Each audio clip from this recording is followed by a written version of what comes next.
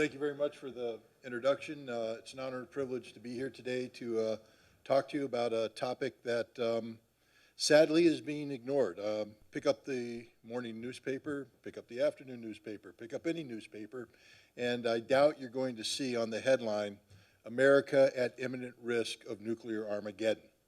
But that should be the headline of every newspaper. That should be the lead story of every newscast. Not because the goal is to frighten people. I've had many people accuse me of fear-mongering, saying that it's irresponsible what you're doing promoting fear.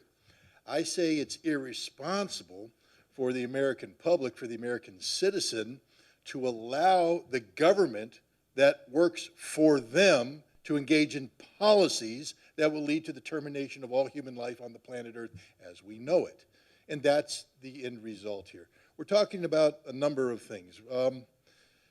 Today we can talk about a failure of diplomacy.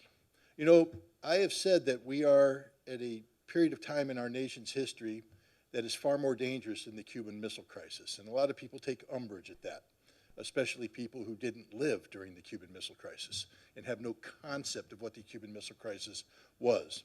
But the Cuban Missile Crisis, October 1962, people have said that's the closest the United States and the Soviet Union came to nuclear war. In a way, they're right. But let me talk about some differences at that time. While the Soviets were sending ships with missiles to Cuba, the danger was they were going to run into a blockade, lead to a direct military conflict that could expand into a nuclear conflict. While all that was happening, a man named John McCloy was speaking to a man named Valerian Zorin. Diplomacy was taking place. We, the United States, were actively engaging with the Soviet counterparts to prevent the very war everybody was afraid of. The reason why there was no war is because there was diplomacy, because leaders were talking to leaders. If not directly, then indirectly. If not through official channels, then through the back channel. Diplomacy was alive and well. Today, ladies and gentlemen, right down the road in Wisconsin Avenue is an embassy, the Russian embassy. Seated in that embassy is a diplomat named Anatoly Antonov, one of the most distinguished American experts in the Russian Foreign Service, the lead arms control negotiator for the last remaining arms control treaty between Russia and the United States. He's been sitting there for several years, and his phone is not ringing. We are not calling him. We are not talking to him. There is no diplomacy today. And yet, our two countries are on a collision course that could very well lead to a nuclear conflict. And when I say nuclear conflict, let's be clear here. Now we're going to talk about doctrine. You know, there was a time when nuclear weapons existed for the purpose of deterring nuclear attack. Now, it's a sick thing, this concept of deterrence. Mutually assured destruction is sort of insanity encapsulated into, a couple words.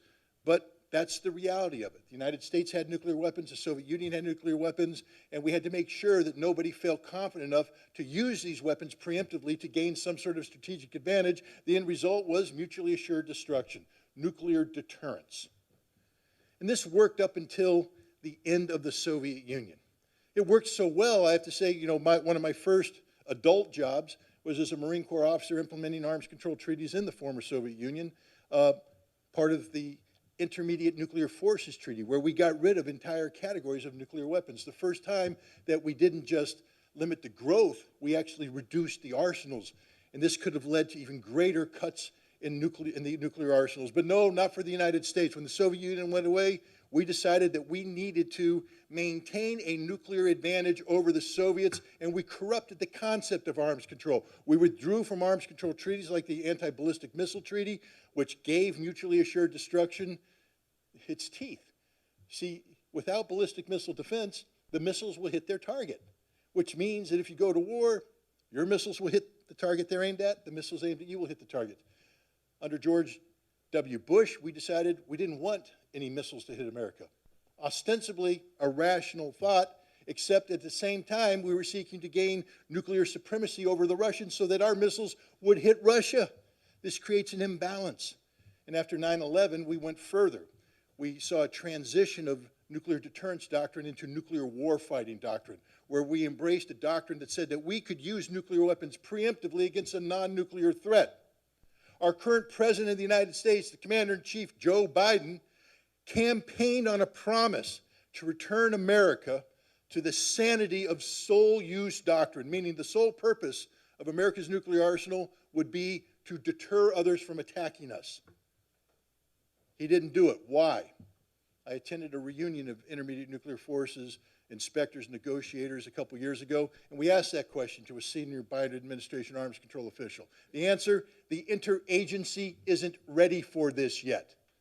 Now, I live in a nation that is ostensibly the greatest democracy in the world.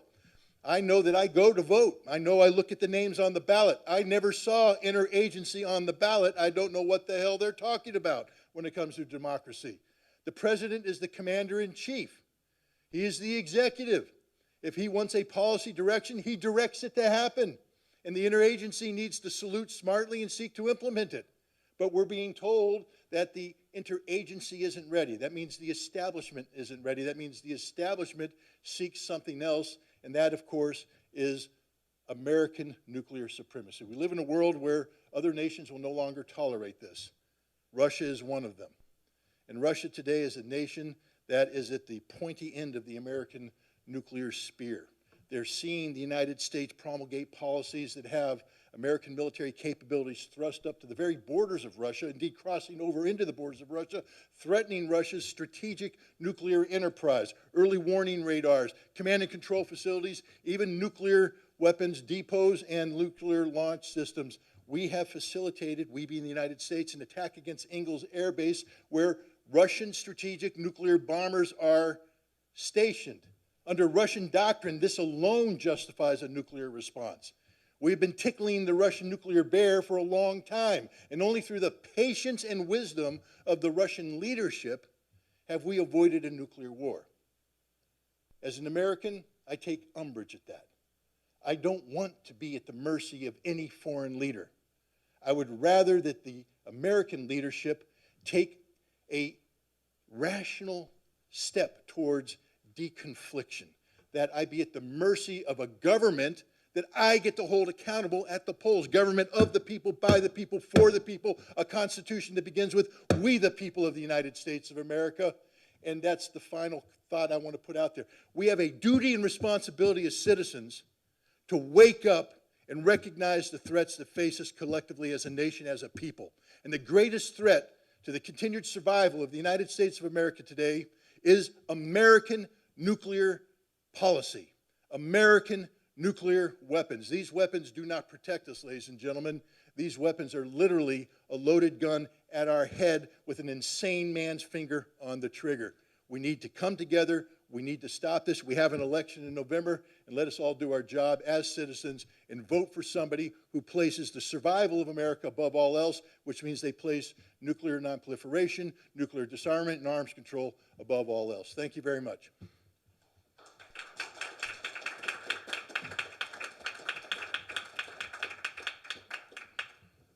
Before you say something, sir, I want to just, because I didn't fully correctly introduce him.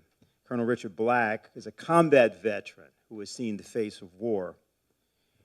He always talks about how he shed a bucket of blood for his country. He talks about seeing people killed next to him as a pilot.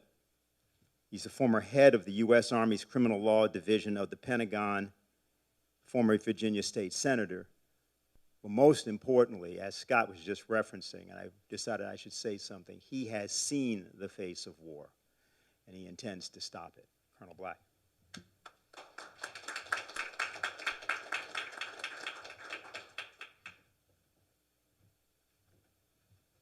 Thank you much for the kind introduction. Yes, I'm Senator Dick Black, and the purpose of our press conference today is to alert the world to the great risk of nuclear accident occurring. We're growing very close to that. it's important to understand the nature of American military doctrine regarding nuclear weapons. Our nuclear doctrine grants the President of the United States plenary authority, unfettered authority, to launch a nuclear strike for any reason or for no reason at all. It is an offensive doctrine. It is not a defensive doctrine. It is a doctrine that allows the President to wake up and decide that he is going to carry out a nuclear Pearl Harbor against an enemy of his choice.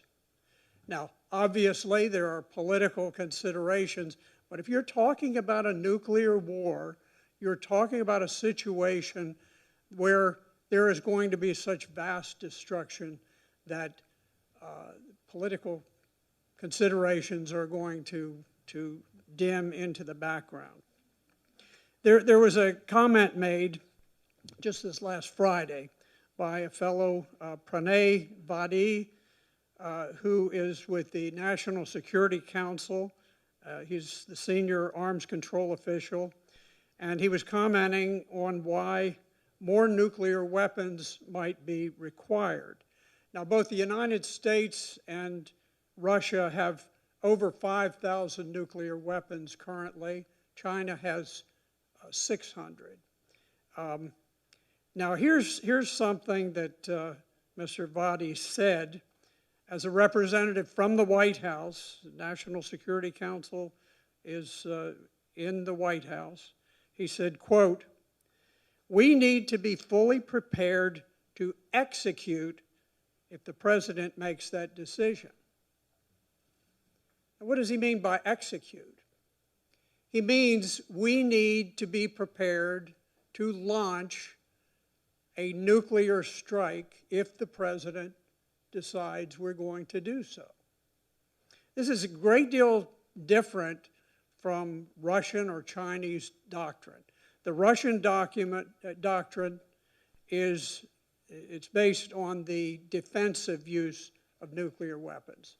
They can use them if they are imminently about to be attacked, if they are attacked, or if the cohesion of Russia as a nation is about to be destroyed by the attack of an enemy. So it should greatly distress us and concern us that we have a White House official saying we need to be prepared to execute if the President makes that decision. We should not, in a responsible government, we should never be talking about the President ordering a nuclear strike. Now, to go back with the war in Ukraine, which has gotten us to this point, Ukraine was never a vital United States interest. The war has been fought principally over the idea of whether Ukraine would be integrated into NATO, which would then allow nuclear missiles to be stationed right up to the Russian border. In other words, Russia would be in a posture where they could be attacked suddenly, unexpectedly, and have absolutely no time to respond. That really is the essence of what you get to with this enormous, deadly war in Ukraine. Now, the war is being fought at the doorstep of a giant nuclear superpower. You go back to the Cuban Missile Crisis, and I lived through that. I lived in Miami, and I was in Havana, Cuba before the revolution. I was there after the revolution. I watched the whole thing unfold, and I literally discovered a vast military convoy that was moved secretly through the city of Miami at night in preparation to invade Cuba. Now, they never did, but it sure made my eyes bulge out while I was driving up Route 27 and this endless convoy came the other way. But at that time, there was such a dramatic difference because Russia was a weak nuclear power. It was not as a nuclear force, it was not a very big nuclear force. Today, it actually has more nuclear weapons than the United States. Both have roughly 5,000. They have a little more. But in any event, where we have gotten to, this war, this terrible war, the biggest war in Europe since the Second World War, is being fought on the doorstep of Russia. And the Russians entered the war in February of 22. 4 days after they crossed the border, negotiations with Ukraine began, peace negotiations. After 4 days.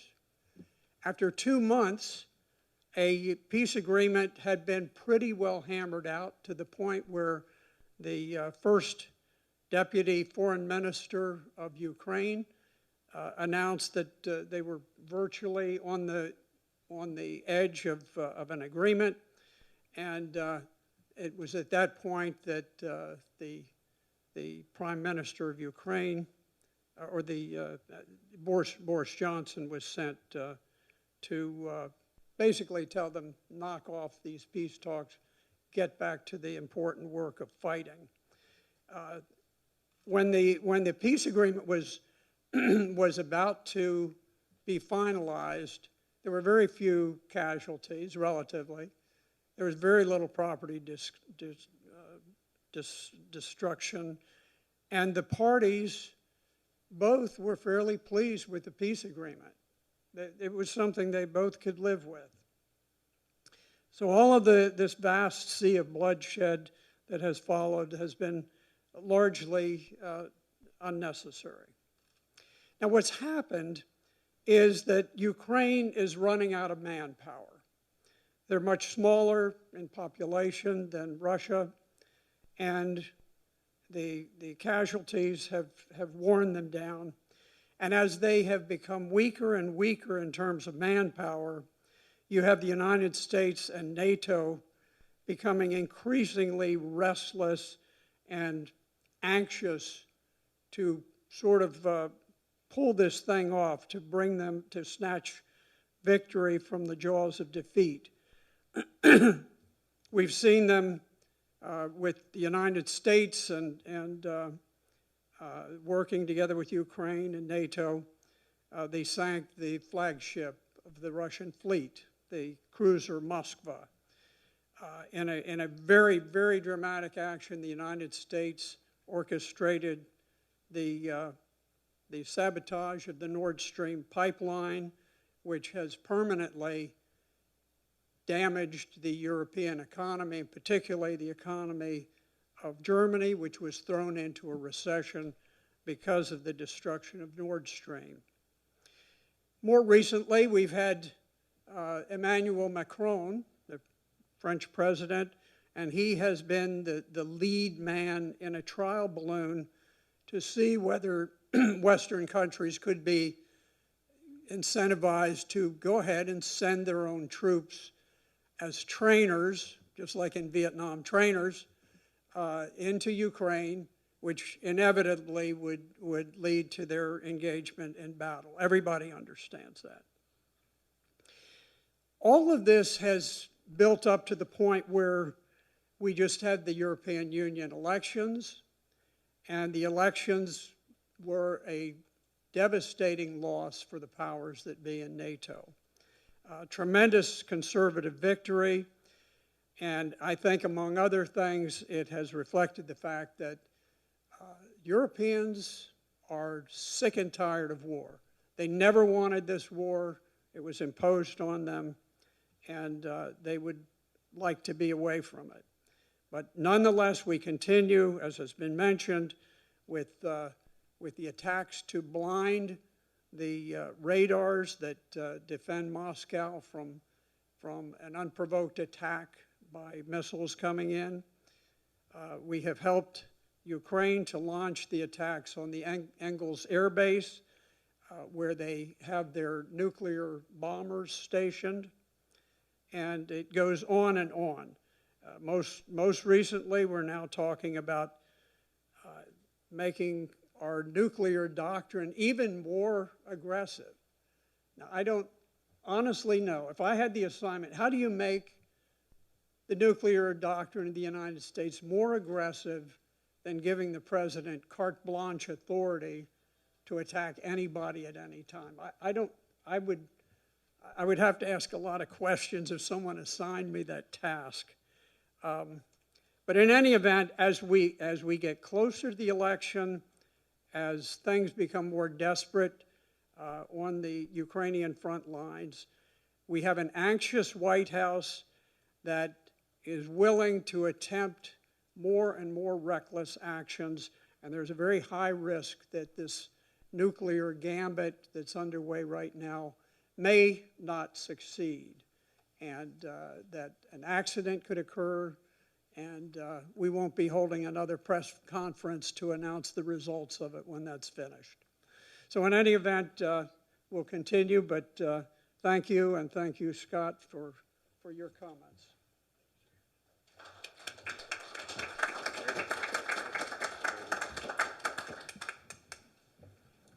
Our next speaker, coming to us from Germany, is the author of 10 Principles of a New International Security and Development Architecture. She issued these 10 principles on November 22nd, 2022, at a conference which was called on Stopping the Danger of Thermonuclear War then. The first of those points stated that the new international security and development architecture must be a partnership of perfectly sovereign nation states, which is based on the 5 principles of peaceful coexistence in the UN Charter. The second principle was the absolute priority must be to alleviate poverty in every nation on the planet, which is easily possible if the existing technologies are being used for the benefit of the common good. Helga Sepp-LaRouche was also the inspiration for the creation of an organization called the International Peace Coalition, which has held 53 consecutive meetings and will be holding its 54th meeting this coming Friday. It's always my honor to introduce her. Welcome, Helga.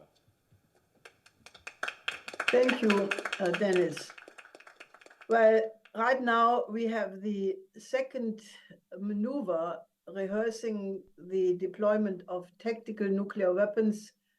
This is not a routine maneuver, but explicitly in response to Western provocations, such as Macron's announcement of sending troops to Ukraine, Cameron's permission that the Ukrainians can use all weapons for strikes into Russian territory, and naturally the attack on the early radar warning system.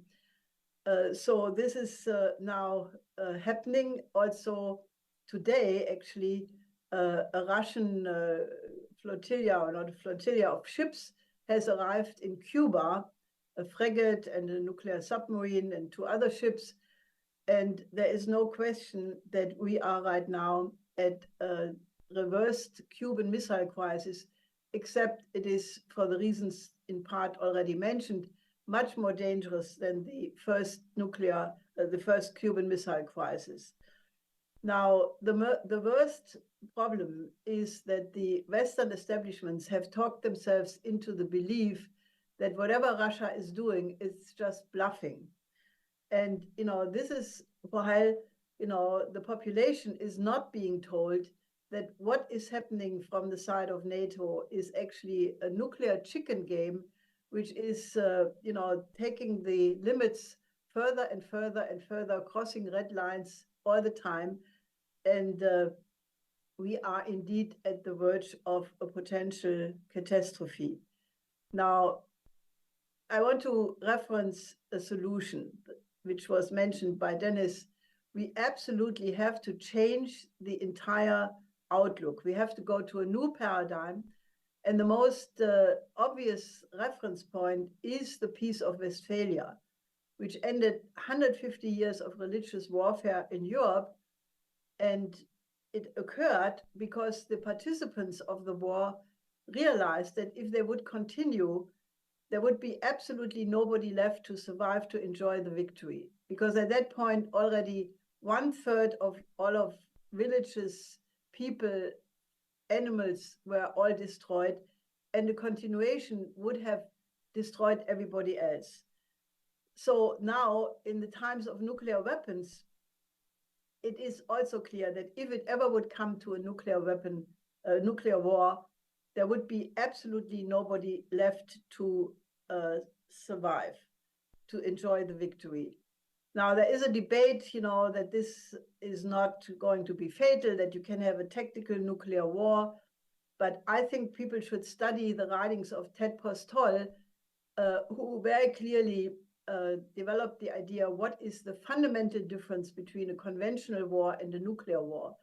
And the likelihood that it would end up with a total global war where all nuclear weapons will be used, followed by probably 10 years of a nuclear winter where all life on the planet would be extinct, so that not even a historian would be left to investigate the reasons how this happened, is very likely. Therefore, we have to draw the lesson of the Peace of Westphalia. We should have an immediate new security and development architecture which takes into account the interest of every single country on the planet. Because that's a lesson from the Peace of Westphalia, that if you do not take into account the interest of the other, and that means all others, peace is not possible. Whenever that principle was applied, it led to peace. When it was not applied, like in the Versailles Treaty, it was just a stepping stone to the next war, which in that case was World War II. So the Peace of Westphalia as a model for such a conference, which I volunteered to write 10 principles to give people an idea what such a new security and development architecture must absolutely take into account. I would ask people to get these 10 principles and look at them. And I think it is eminently possible. Now, what would be the institution which could implement such an idea? Well, if nothing else helps, it has to be put to the UN General Assembly because it concerns all people on the planet if we are going to live or die. The Chinese government has already made several proposals. Xi Jinping proposed the Global Security Initiative, the Global Development Initiative, and the Global Civilizational Initiative, which has exactly such an approach of an all-inclusive idea that all nations must be a part of it. Also, the recent Brazilian-Chinese proposal for a Ukraine peace conference is all-inclusive, unlike the Swiss Burgenstock conference, which is doomed to fail simply because it does not invite Russia to be a participant, and it is based on a premise which cannot lead to a result in any case. So I think we are at a point, where the peoples of the world are called to bring in their voice, because already in the Bandung conference in 1955, President Sukarno and Nero said that if it ever comes to a global war, maybe the countries of the global south will die a few weeks later, but they will die anyhow. And that is why the issue of war and peace is not a matter of just NATO or some military industrial complex or whatever. It is a question of every citizen on the world, which by the very nature of a global war must act as a world citizen. And therefore, I think we need to have a public debate about such an idea, because if we continue with the geopolitical confrontation, it is just a question of time when it will be too late. But we are the intelligent species, we are the creative species, and therefore, we should have confidence that we can find a solution to such an absolutely existential problem like the mortal threat to our existence.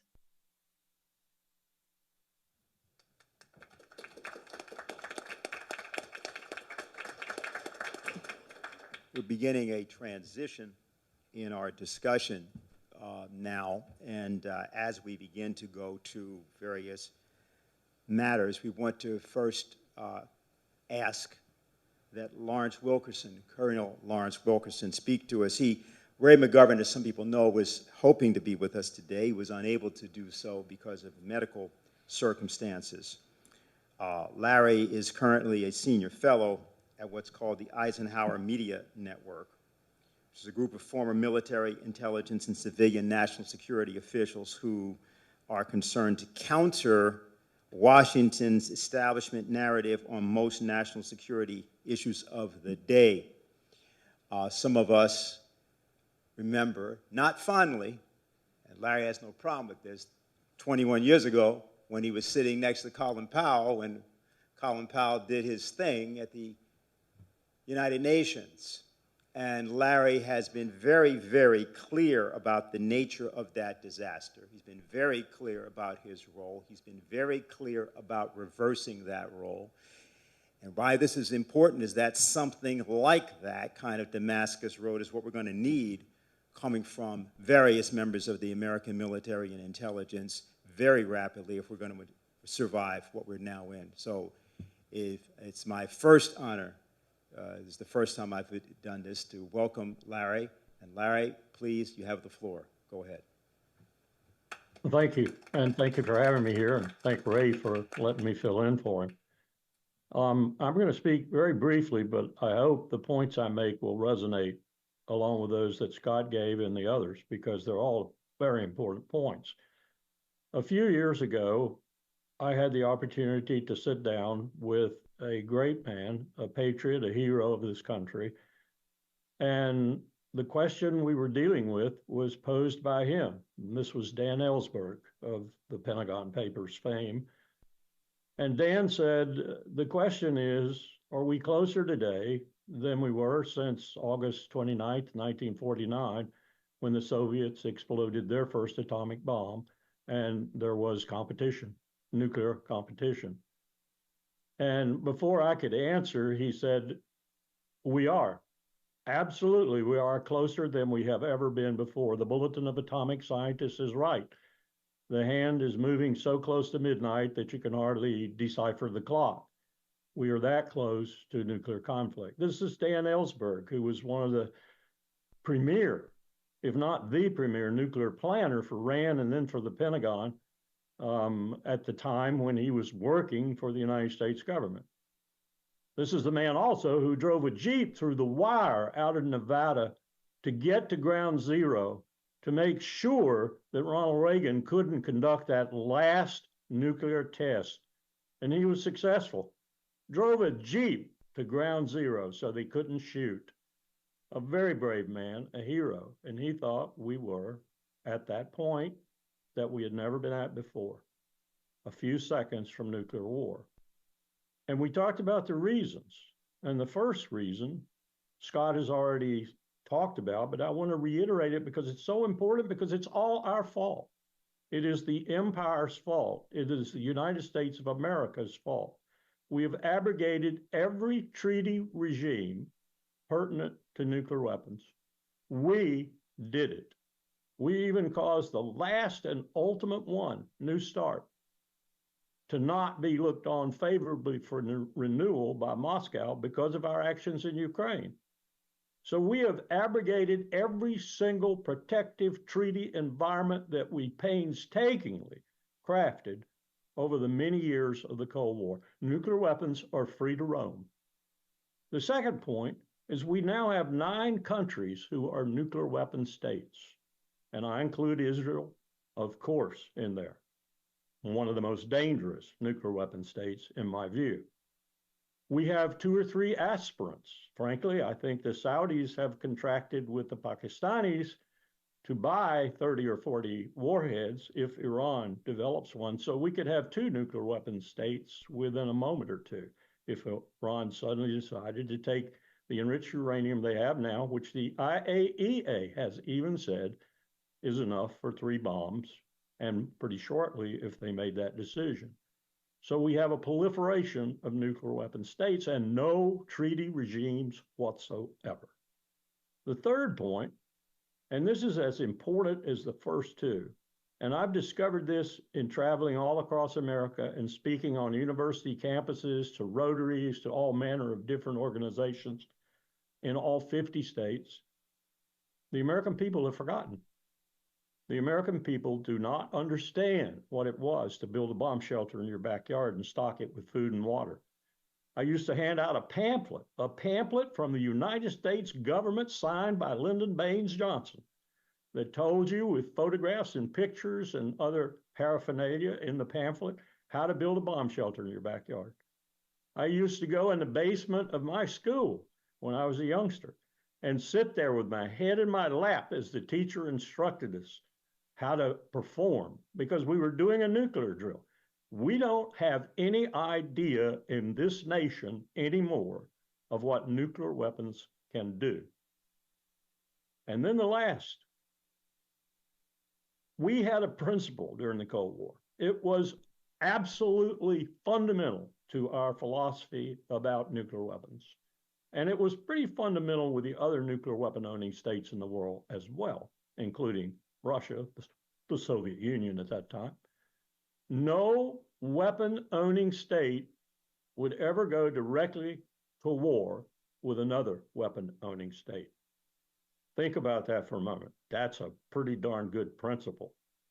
The only time that's been violated is with India and Pakistan.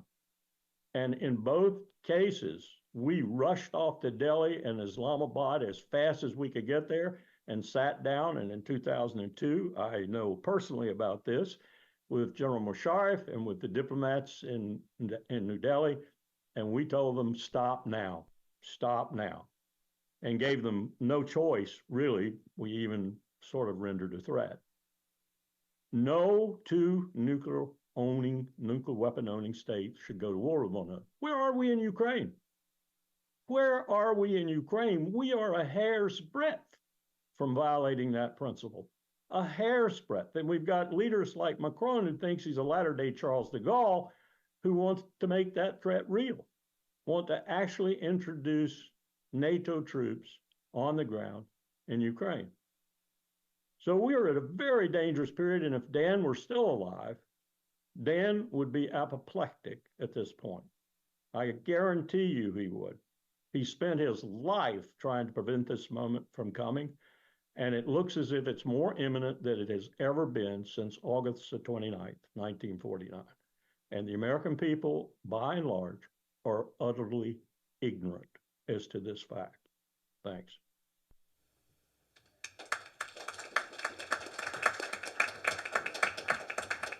Okay, I first want to just ask if anyone of the speakers has anything that they would like to either say or respond to anything that has been heard. So first, I'll just ask Scott, anything at this point?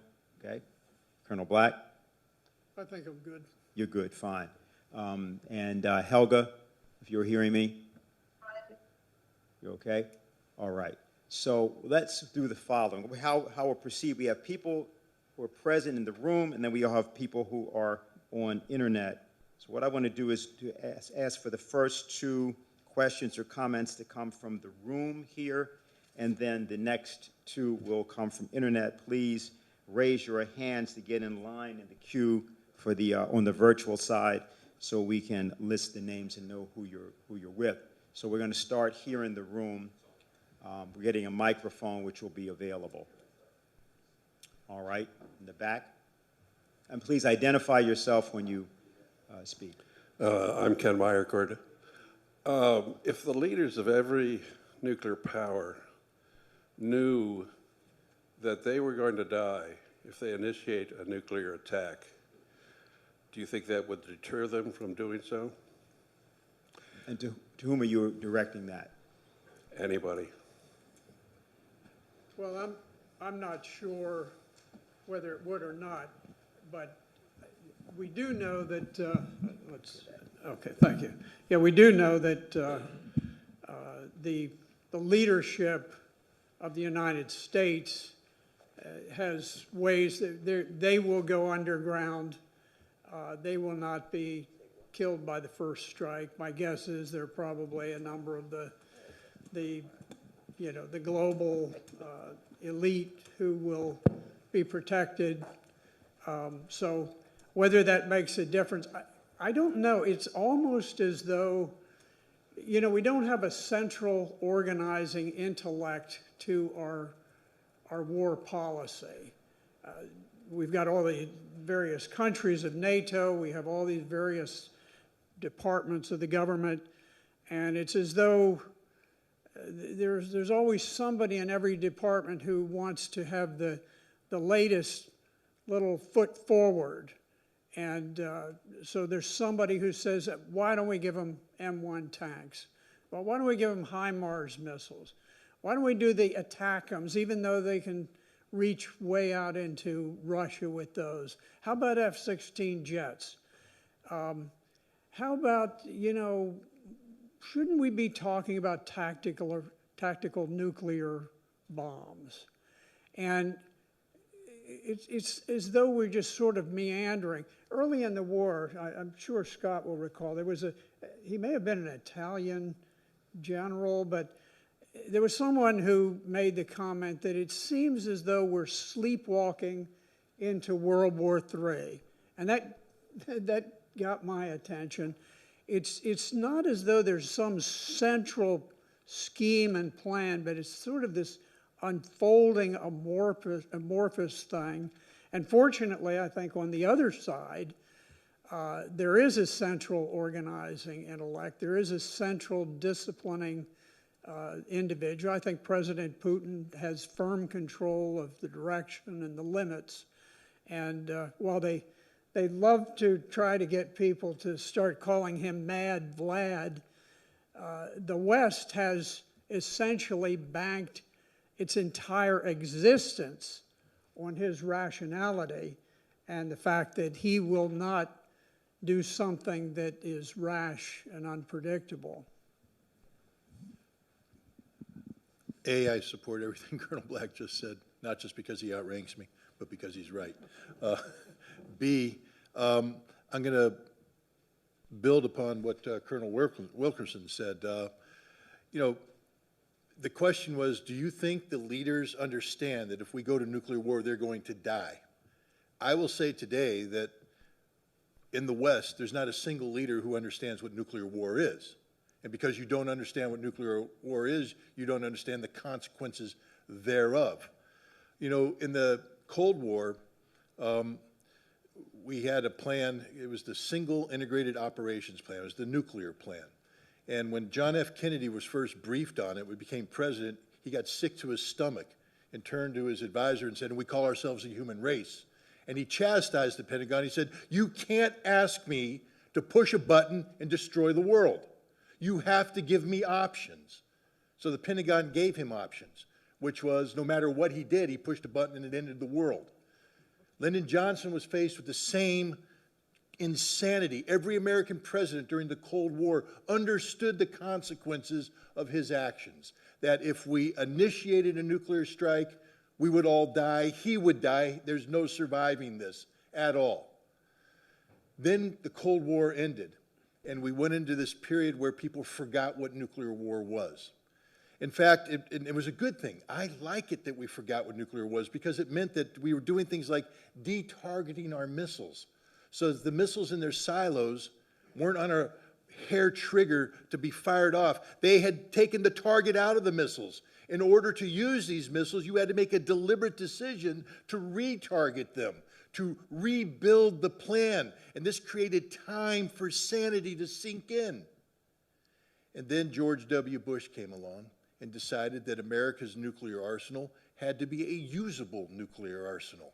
But we operated under the notion that we were the supreme nuclear power and that we could intimidate anybody into submission, that nobody had the guts to stand up to us, especially the Russians or the Chinese, because we made it clear that they would be destroyed, that they would die, and we operated under the premise that we wouldn't die. And so it all became a big game of bluff, of bluster, of bullying. Well, the Russians haven't put up with that, neither have the Chinese. Today, Russia has the superior nuclear power. It's the superior nuclear power in the world with a modernized nuclear force that can destroy every target in the United States, any place in the world that it wants to. Fortunately, it's tied to a doctrine that has some sort of sanity built into it.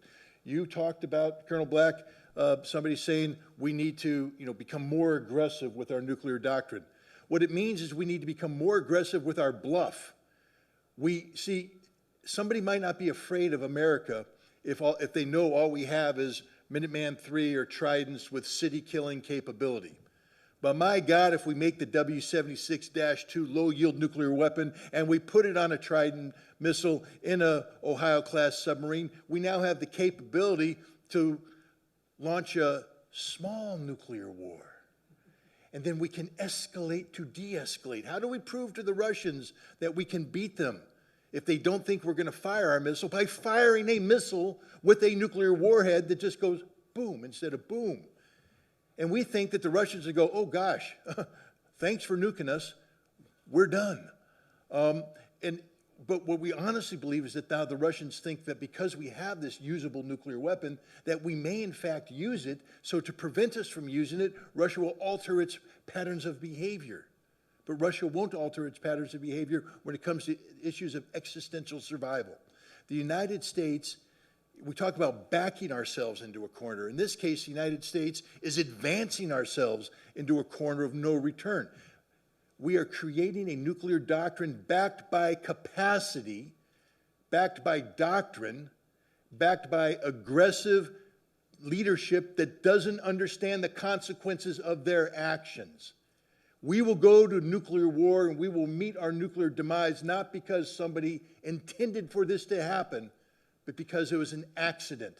They said they will never call our bluff. They will never react in a way because, oh, they just nuked us. It's all over. And that's the future of this world, ladies and gentlemen, unless we find a way to reverse course. And the first thing, and I agree with Colonel Wilkerson on this so much, sir, we have to find a way to make the American people afraid again. That's a horrible thing to say. But if the American people don't do what you and I did when I was a kid, I grew up in Germany next to a nuclear weapons storage facility. And when my dad went into the bunker, which meant that we might be going to war, that meant the world was going to end. And I grew up as a child fearful. I would go to school in the morning not knowing whether or not I would come home at night or there would be a world. That's no childhood for anybody. But it made me scared to death of nuclear weapons, which made the joy I felt when I participated in getting rid of nuclear weapons as a weapons inspector that much more. We need to recapture that joy, Colonel, but we have to do it by making Americans afraid again.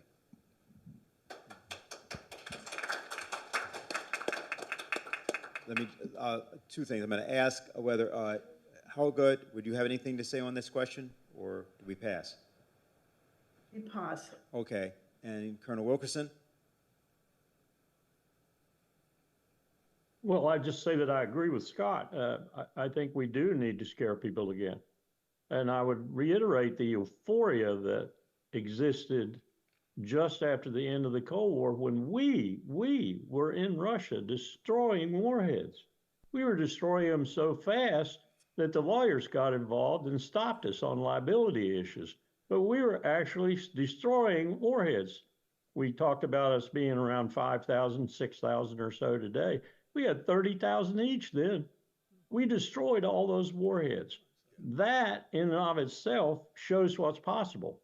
We were planning on the Joint Staff, this is no joke, we were planning to go down to somewhere around 1,200 warheads, total warheads of all types. We thought about and had a study from, of all places, the U.S. Air Force that said we could go down to 600.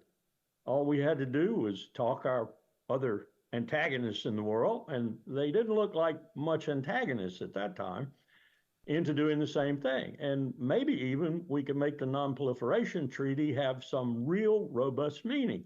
Those were good days. How did we lose them? We polluted them. All right.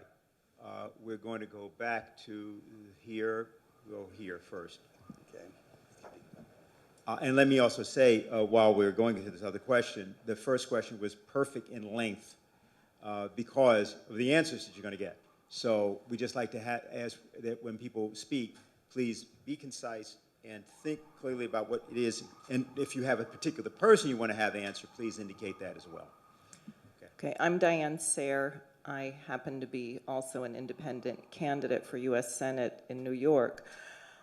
And this question of how we wake up the American people looms large. I would like to particularly ask Helga her thoughts on the relationship between the looming blowout of the transatlantic financial system and the war drive. I think we clearly see the elections are a factor in keeping up a delusion of some kind of military victory against Russia. But what happened when the Berlin Wall came down? Because really the only thing I can think of is there has to be some kind of revolution in the West. And the last thing that I can think about is the shift. That was huge. I think it's not much on people's minds. It was a missed opportunity. Are there parallels in this situation? One thing that comes to mind is the movement on the campuses against the genocide in Gaza. But I'd really like your thoughts on how we break this and the connection between the financial situation and the war drive. Well, retrospectively, the end of the Soviet Union and the German unification was a historical chance. You know, in German you call it Sternstunde der Menschheit, a star hour of humanity, because there was the possibility to have a peace order for the 21st century. At that time, even some years before, the Soviet Union was not regarded as a threat anymore. The hope of Gorbachev and even Putin later until 2001 was that Russia could maybe join NATO, which he mentioned to Clinton when Clinton visited Moscow in 2001. And we proposed at that time the Eurasian land bridge as the economic basis for such a peace order. Now that chance was sorely missed. It's one of the great tragedies at all, and that we are today at the verge of World War III is that the neocons in Great Britain and in the United States decided to use the unipolar world conception, running the world as an empire based on the Anglo-American special relationship, and declare the end of history, Fukuyama, as meaning that everybody would adopt the neoliberal model of Western democracy. And what followed was decades of NATO expansion to the east, color revolution, regime change, interventionist wars. And this has all brought us to the point where we are today. It has caused a tremendous backlash, a blowback of incredible proportions. And almost everything what is happening in the world is the result of these wrong policies by the West from that moment on. And the fact that we have now the BRICS countries, becoming probably the BRICS plus 50, maybe not this year, but soon. The fact that the global South is deciding to form their own economic system is, regarded as a big threat to the hegemon. But what I'm suggesting is a completely different approach. None of these countries, not China, not Russia, not Brazil, not India, not South Africa, nor any of the new global South countries which are forming this new economic alliance, is an enemy of the United States or Europe.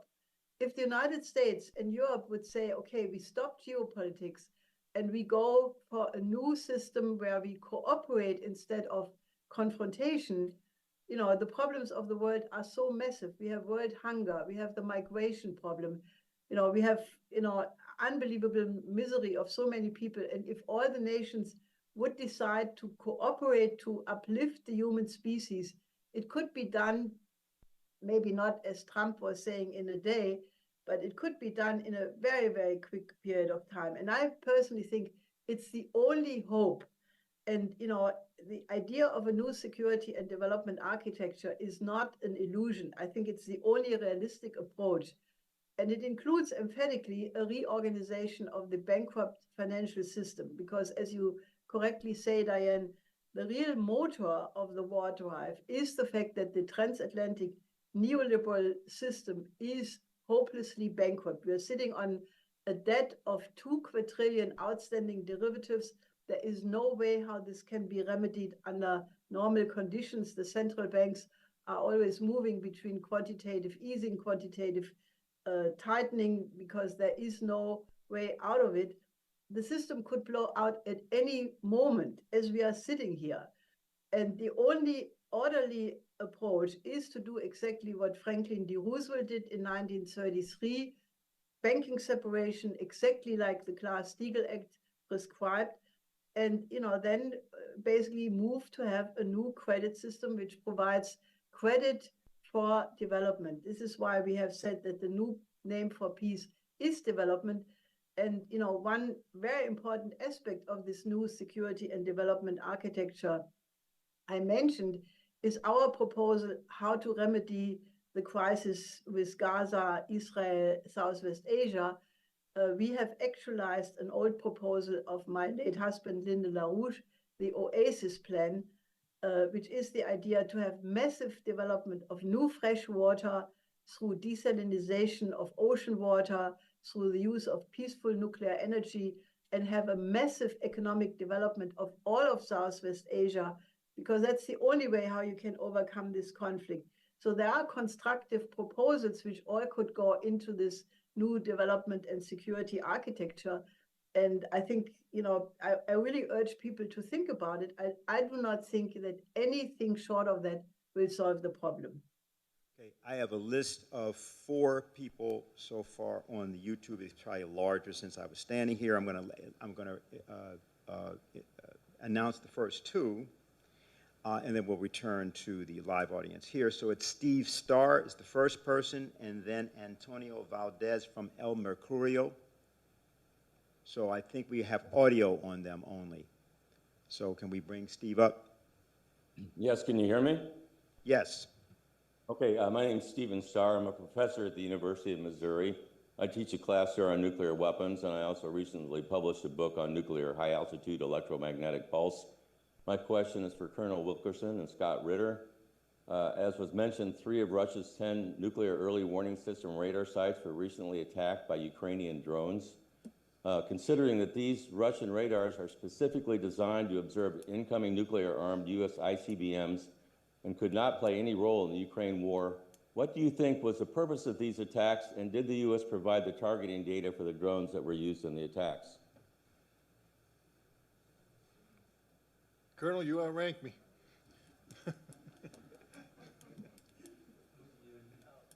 The answer to your questions, I think, and this is somewhat speculation, but it's informed speculation, is yes. We knew all about it. We even provided targeting data. And why we did it, I have to answer by saying we're insane. They do not have, the Russians do not have the kind of sophisticated array of warning that we have in space. So this is very important to them. This is like our old distant early warning line, which never worked, but theirs works. And it has absolutely no capability of surveilling the battlefield in Ukraine. So what was the purpose of hitting it? I suspect the purpose of hitting it was something akin to the same purpose of taking out Nord Stream 2. It's absurd. It's insane. But this is the kind of thing we do today. I would back up the Colonel by noting that, microphone. Yeah. Thank you. I'm a Marine, so I'm used to projecting my voice without microphones. So, I'll use Air Force technology. But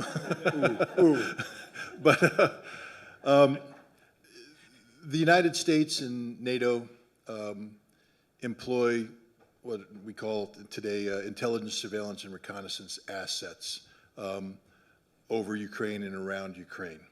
These drone attacks, I don't believe, could have penetrated Russian air defenses without access to real-time intelligence about where these air defenses are deployed, what the radar envelopes are, what the terrain features are, how you can use terrain masking, timing of attack, the specific route of attack. It's a very sophisticated plot that is beyond the capability of Ukraine to do on its own volition. So I agree with the Colonel that the United States was directly involved in the targeting of this. Now the question is, why would the United States do this? And I come back to one of my built-in assumptions is that we think the Russians are bluffing. We believe that if we can put enough pressure on Russia, that we will cause the Russians to quickly seek the negotiating table to bring an end to this conflict. A lot of what we have been doing against the Russians, using the Ukrainians as proxies, is timed to something that's scheduled to take place, I think, next week. The Swiss